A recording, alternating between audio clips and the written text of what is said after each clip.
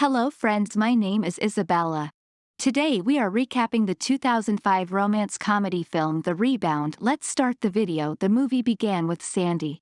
After her divorce, Sandy transitions from a homemaker life to a life as an independent and successful sports desk anchor and must navigate a new relationship with a young man almost half her age. Sandy is a 40-year-old single mother who recently divorced from her longtime husband and is out to make a new life for herself in New York City. The story begins with Sandy watching a video of her son's birthday party and inadvertently seeing footage of her husband getting a blowjob from another woman. Sandy calmly breaks it off with her husband and takes her two children, Sadie and Frank, to a hotel in New York City. Luckily, because of her hobby, obsession with sports, she has kept a detailed series of binders based on the stats of notable sports teams and athletes, which comes in useful when she applies to work at a news network. Meanwhile, Aram is a 25-year-old young man who is a bit confused as to what he wants to do with his life and has ended up applying for a part-time job at a women's center. His love life is on the rocks since his French wife left him for her fake brother in a green card scheme. One day, Sandy makes an appearance at the coffee shop where he works and Aram shows her the apartment available upstairs and, being a nice guy, tells her he doesn't mind babysitting her kids since he just works downstairs. Sandy is slightly curious about Aram but initially writes him off since he is 15 years younger than her. However, the two are thrown together when Aram is asked to wear a fat, sumo suit and act as a threatening man at a women's self-defense workshop that Sandy attends. It's a pretty humiliating job for Aram and he gets thrown around and beat up by all the tough women taking that class.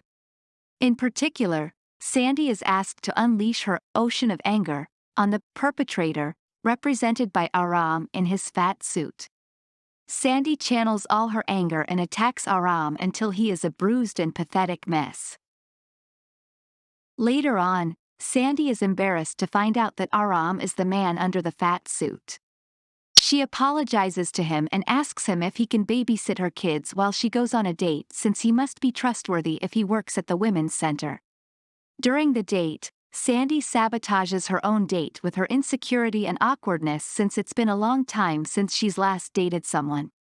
But, also, her date is a bit of a self-absorbed jerk who keeps ranting about her bone structure and giving her awkward and slightly sexual massages that make Sandy uncomfortable. Meanwhile, Sandy's kids love Aram, as he is comfortable behaving like a kid himself. When Sandy returns after her horrible date, she is drunk and depressed, all of which Aram must witness. The next day, Aram rushes into Sandy's room because her kids were screaming that their mother was dead.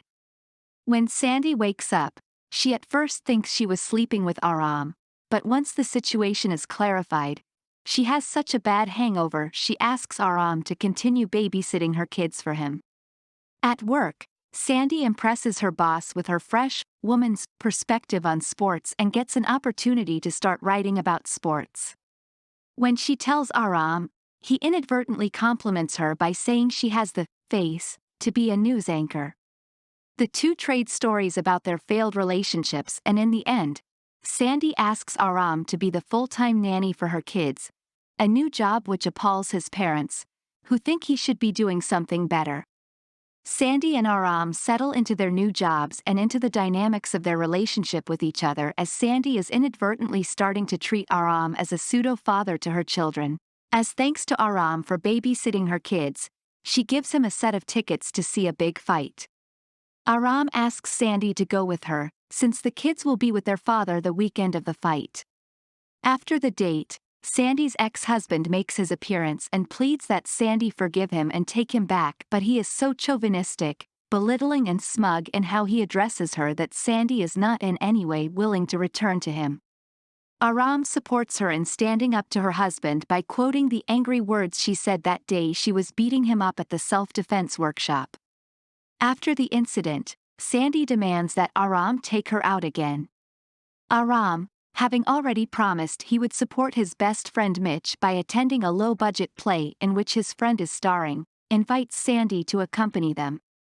Sandy manages to impress Mitch and his other co-actors with very intelligent comments about the play, despite how horrible the play actually was. They all decide to party together and Sandy fits in perfectly with the younger crowd, making Aram fall in love with her even more. After the party, Aram and Sandy sleep together and during intercourse they are seen by Frank, who tries to process the situation with his own kid logic.